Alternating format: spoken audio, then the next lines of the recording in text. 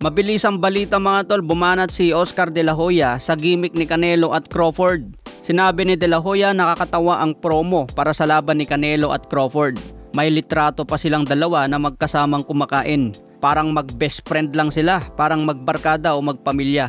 Sinabi pa ni De La Hoya, may isip mo ba na sina Muhammad Ali at Joe Frazier ay sabay nakakain sa hapunan? Walang boxing fans ang gustong makitang magkasamang kumain ang dalawang boksingero.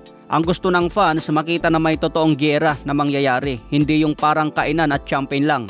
Sinabi din ni De La Hoya na scripted ang ginawang face-off, kunwari mag-aaway para lang mapahype ang laban. Kaya sinabi pa ni De La Hoya, Crawford, kung gusto mong mainis sa'yo si Canelo, sabihin mo lang ang totoo tungkol sa kanya.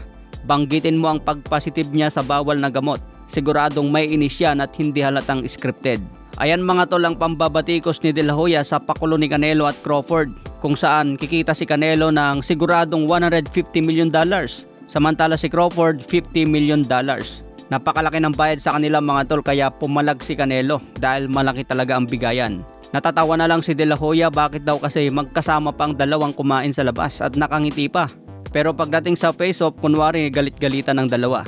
Hindi rin naniniwala si De La Hoya na malaking laban ito. Malayo daw ito sa mega fight noon ni Pacquiao at Mayweather. Sinasabi kasi ng ilan na ito raw ang susunod na mega fight matapos ang Pacquiao-Mayweather kung saan umabot ng 4.6 million pay-per-view buys. Hanggang ngayon mga tol, wala pang nakabura sa record na yan. Bago nila mabura ang pay-per-view ni Pacman at Mayweather, burahin muna nila ang pay-per-view ni Mayweather at Conor McGregor na umabot sa 4.3 million pay-per-view buys. Yan ang dalawang record na laban ni Floyd Mayweather na mahirap talagang burahin. Pinakamataas na pay-per-view sa kasaysayan ng boxing.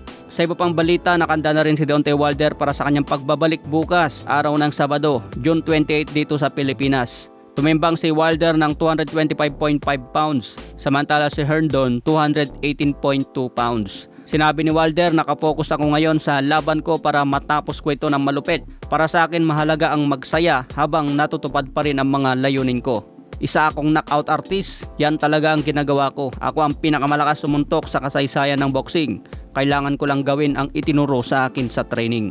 Tiwala pa rin si Wilder mga tol na siya ang pinakamalakas sumuntok sa heavyweight division. Kailangan lang daw niya maibalik ang dating kumpiyansa para magawa ulit ang pagiging knockout artist. May kartadang 43 wins, 42 knockout, napakataas pa rin ang kanyang knockout ratio. Sa ibang banda, Teofimo Lopez nagpapirma ng sapatos kay pambansang kamao. Makikita din ang reaksyon ni Teofimo Lopez habang pinapalo ang braso ni Pacman. Kung pagmasdan ng mabuti ang muka ni Lopez, parang siyang nasasaktan sa ginagawa kay Pacquiao. Napabilib sa work ethic ni Pacman na kayang tiisin ang sakit para mas lalong lumakas. Masakit din kasi yan mga tol, pinapalo ng paulit-ulit ang balat hanggang mamanhid. Masakit yan kung hindi sanay ang muscle. Sa ngayon wala pang laban si Teofimo Lopez kung sino ang susunod na baklasin. Isa si Lopez sa napakagandang abangan ngayon sa welterweight division. Champion si Lopez sa 140 pounds at hawak ang The Ring at WBO belt.